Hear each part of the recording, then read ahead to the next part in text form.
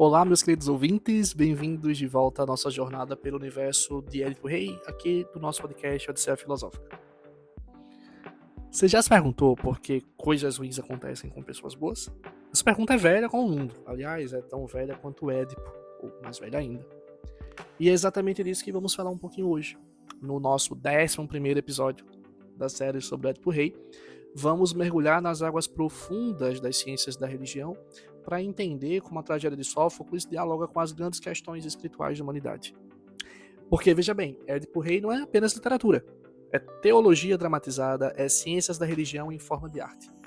É uma meditação sobre o sofrimento, sobre a justiça divina, sobre o mistério da condição humana. Então, me acompanhem nesta reflexão que promete ser bem reveladora.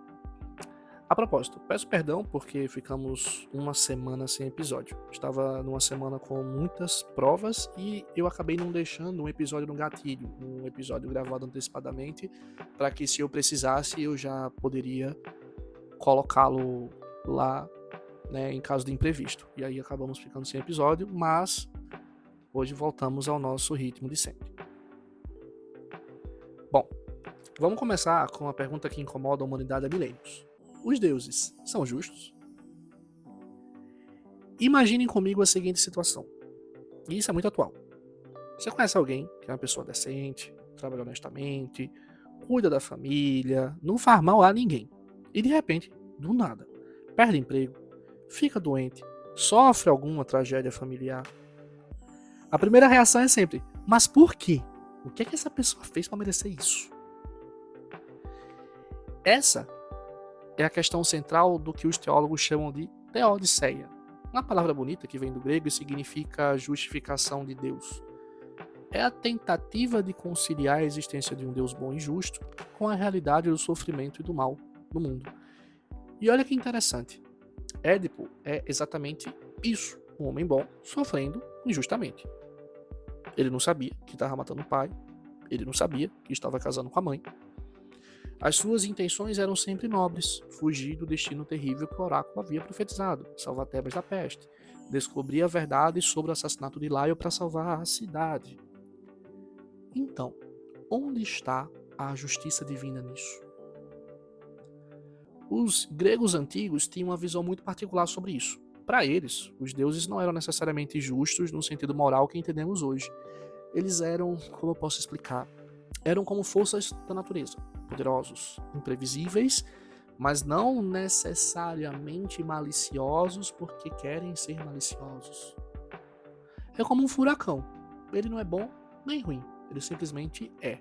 Destrói casas, mas de certo modo também limpa o ar, embora bagunça tudo depois quando passa, né? Os deuses gregos funcionavam assim. Tinham suas próprias leis, sua própria lógica, suas próprias regras, que muitas vezes escapavam à compreensão humana. E aqui está o ponto crucial. A tragédia grega não tenta resolver essa contradição. Ela coloca no centro do palco e diz: olhem, essa é a condição humana. Somos seres que buscam sentido em um universo que nem sempre oferece respostas claras. E isso, meus amigos, é profundamente religioso. Porque religião não é só sobre ter respostas, é sobre fazer as perguntas certas, é sobre aprender a viver com o mistério. Pensem nos grandes líderes religiosos da atualidade, como por exemplo Dalai Lama. Quando perguntado sobre o sofrimento, ele não dá uma resposta simples. Ele fala sobre a complexidade da existência, fala sobre o sofrimento, fala como o sofrimento pode também ser um caminho de crescimento. Isso nos leva à próxima reflexão, que é uma das tensões mais fascinantes da experiência humana: a diferença entre destino e providência. O destino, do latim fatum, aquilo que foi dito, é impessoal, inevitável, como uma lei física. É a ideia de que as coisas simplesmente têm que acontecer, ponto final. Já a providência é pessoal, é a ideia de que existe uma inteligência amorosa guiando os acontecimentos. É a diferença entre dizer tinha que ser assim porque está escrito e dizer Deus sabe o que faz. Parece sutil, mas é uma diferença enorme. No caso de Édipo, o que é que temos? O oráculo diz que ele vai matar o pai e casar com a mãe. Isso é destino, frio, impessoal, inevitável. Não há um porquê moral, não há uma lição pedagógica. Simplesmente é o que está determinado e pronto. Mas aqui entra algo interessante. Diferentes tradições religiosas interpretam essa inevitabilidade de maneiras completamente distintas. No cristianismo, por exemplo, existe a ideia de que Deus pode escrever certo por linhas tortas. Mesmo a tragédia pode fazer parte de um plano maior, incompreensível para nós, mas que serve a um propósito divino de amor. É a providência em ação. Já no pensamento grego antigo, o destino é mais como uma lei cósmica. Os próprios deuses estão sujeitos ao fado. Nem Zeus pode mudar o que as parcas, as senhoras do destino, determinam. Sabe o que é fascinante nisso? É que ambas as visões estão tentando dar conta da mesma experiência humana universal. A sensação de que há coisas na vida que estão além de nosso controle. Quantas vezes vocês já disseram ou ouviram, se não acontecesse aquilo, eu nunca teria conhecido essa pessoa? Por mais que pareceu terrível isso, foi por conta disso que a melhor coisa da minha vida aconteceu. Isso seria uma espécie de providência em ação no imaginário popular. Mas quando dizemos o que tem que ser, será. Não há o que fazer. Vai ser assim, pronto, acabou-se. Estamos mais próximos da ideia do fatalismo grego. Bom, e por falar em narrativas, né, tanto na narrativa cristã quanto na narrativa grega, vale um esclarecimento importante, porque vivemos numa cultura que vulgarizou muito a palavra mito. Quando alguém fala, isso é mito, geralmente quer dizer, isso é mentira, isso é bobagem. E isso é uma compreensão muito empobrecida do que o mito realmente é.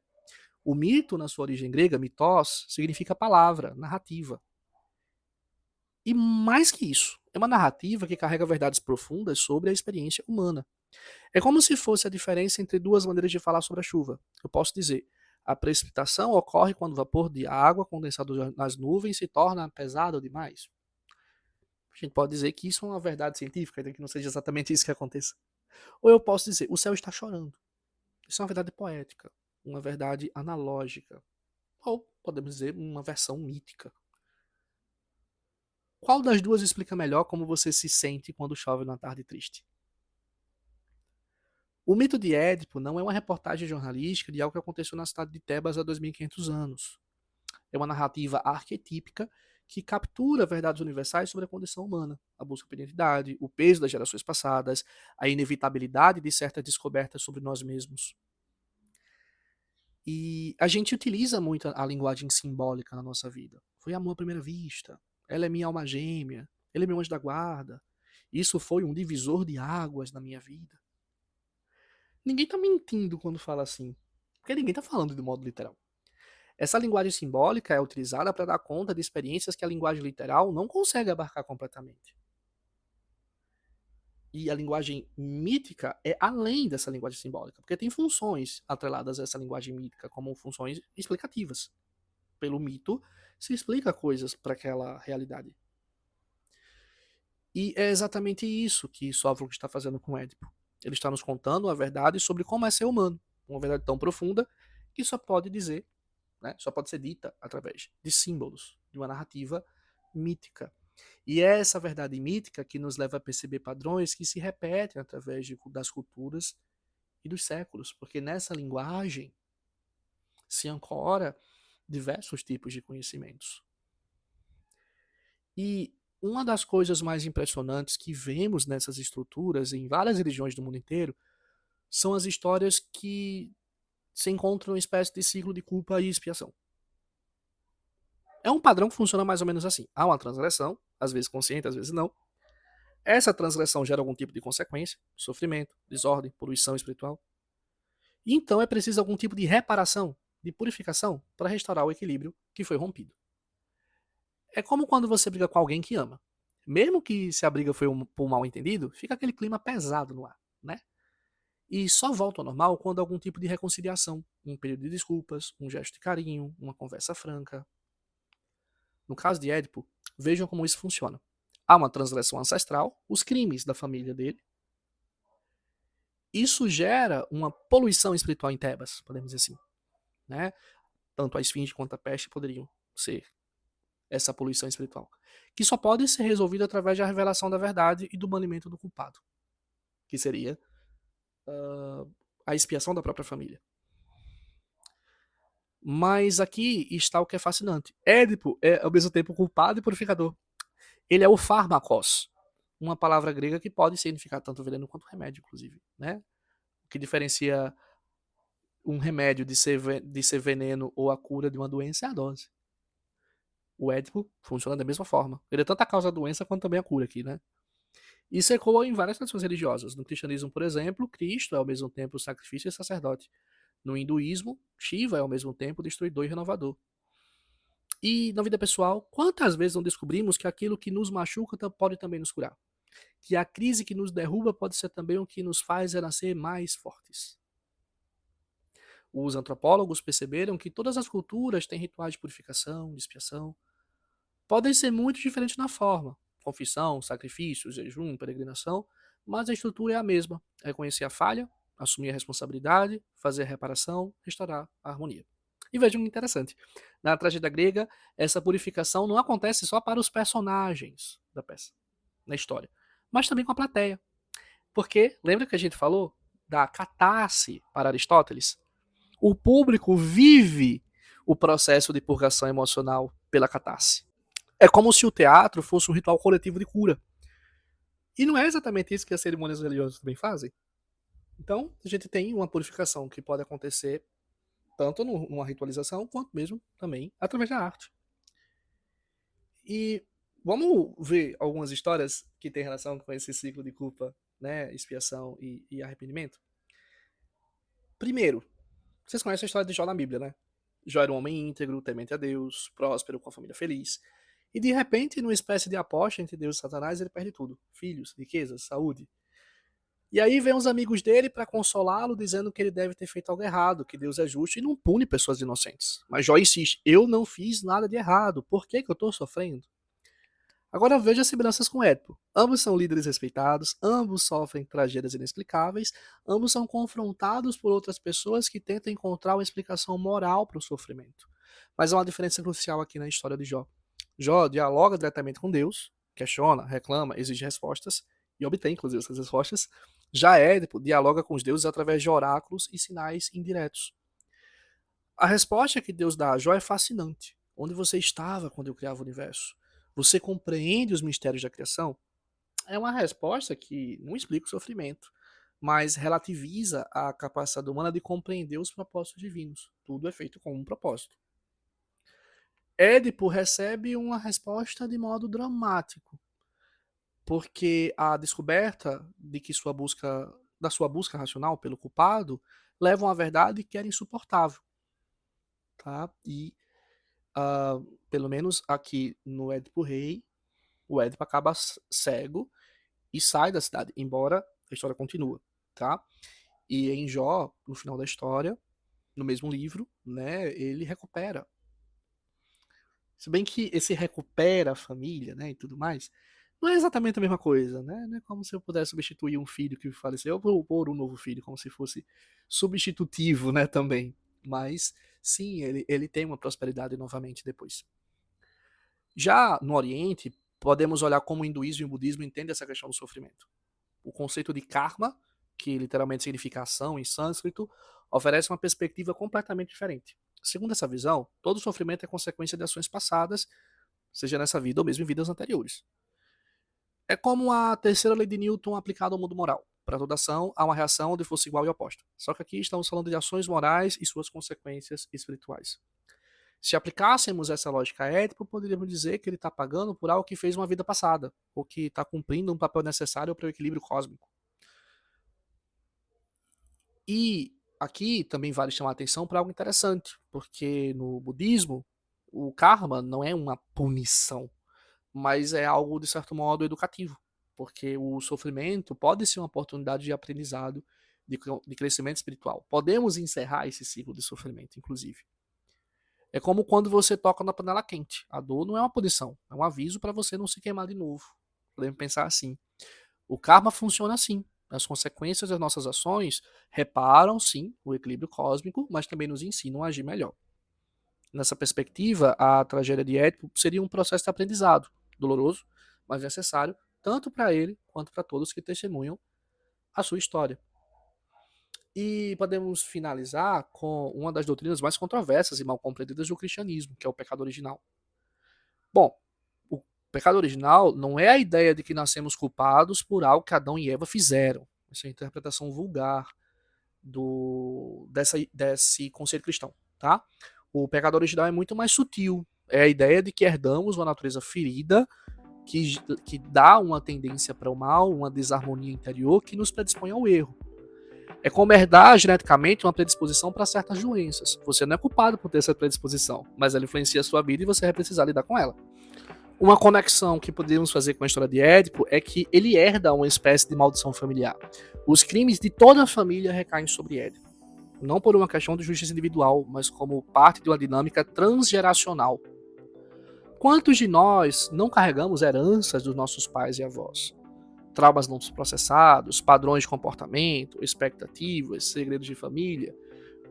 Inclusive, a astrologia moderna até fala de heranças que carregamos da geração, porque existem planetas que simbolizam a geração em que nós nascemos e como esses aprendizados dessa geração vão influenciar nos nossos aprendizados, tá? Aqui a ideia não é dizer que é verdade ou não é verdade, só entender que sim, existem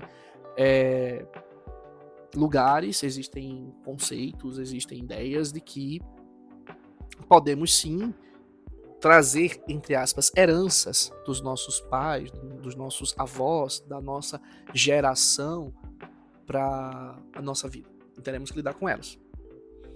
E, bom, a diferença está na resposta a essa herança. No cristianismo, há a possibilidade de redenção através da graça divina. Cristo quebra o ciclo do pecado original e oferece um novo começo. Já Édipo não tem essa opção, né? Ele está preso no destino familiar, não há escape, não há redenção. Pelo menos não nessa vida. Se a gente fosse pensar na questão da ideia de vidas passadas e vidas futuras, né? Sua única salvação é aceitar a verdade e assumir as consequências. Então vejam que interessante. Todas essas tradições, a judaica através de Jó, oriental, a budista e hinduísta através do karma, e a cristã através da ideia do pecado original e da salvação do Cristo, estão tentando dar conta de uma mesma pergunta, de certo modo. Por que sofremos? Como lidar com o mal que não pedimos? Qual o sentido da dor? É possível resolver, né, nos livrar do sofrimento, nos livrar desse mal, né? E são respostas diferentes às mesmas perguntas, tá? Que culturas diferentes davam as mesmas perguntas. Bom, a gente fica impressionado aqui com uma coisa, como é que Édipo Rei consegue dialogar com tanta coisa sem pertencer propriamente a nenhuma delas. É como se Sófocles tivesse capturado algo tão fundamental sobre a experiência humana que ressoa através dos séculos e das culturas. Porque no fundo todos nós somos um pouco de Édipo, né? Todos nós tentamos decifrar os enigmas de nossa própria existência, todos nós carregamos heranças que não escolhemos, todos nós enfrentamos momentos em que a vida nos confronta com verdades difíceis de aceitar, todos nós passamos por situações que a gente fica imaginando, eu não mereço isso, né? E talvez, só talvez, a grande lição de Édipo não seja sobre encontrar respostas definitivas para essas perguntas, mas sobre aprender a fazer as perguntas certas. Sobre desenvolver a humildade necessária para reconhecer que há mistérios que não vamos resolver completamente, que infelizmente não temos como resolver, ter uma resposta definitiva, apenas respostas de certo modo parciais. A sabedoria começa quando percebemos o quão pouco sabemos. Édipo descobre isso de maneira muito dramática, né? Mas essa descoberta, por mais dolorosa que seja, é também libertadora, porque quando aceitamos os limites do nosso conhecimento, abrimos espaço para outras formas de compreensão, a intuição, a fé, a confiança, o amor. E talvez seja exatamente isso que todas essas tradições religiosas estão tentando nos ensinar, cada uma à sua maneira, que somos seres finitos, em busca de um sentido infinito, e que essa busca, com todas as suas dores e alegrias, é ela mesma sagrada. Bom, meus queridos ouvintes, nossa jornada pelas águas profundas da religiosidade em Édipo Rei termina por aqui. Espero que essas reflexões tenham tocado vocês de alguma forma, que tenham despertado novas perguntas, novos olhares sobre essa obra extraordinária que é a tragédia de Sófocles. Inclusive, estamos terminando essa série, tá? Estamos partindo aqui para os últimos episódios, teremos mais alguns. E, inclusive, no próximo a gente vai mergulhar no universo psicanalítico e ver como Freud transformou Édipo numa chave para compreender a psique humana. Tá? Vamos ver um pouco sobre o complexo de Édipo, o famoso complexo de Édipo. Espero que seja fascinante. Inclusive, perdão, porque com certeza deve ter saído algum barulho de fundo aí. Tô fazendo aqui no interior e essa hora que eu tô fazendo tem muito barulho mesmo, então espero que não tenha atrapalhado a experiência do podcast. Até lá, fiquem com essa reflexão. Que enigmas da sua própria vida vocês ainda estão tentando decifrar?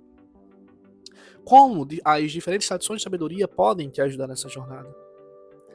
Um abraço caloroso a todos, obrigado por acompanhar até aqui e até o nosso próximo episódio.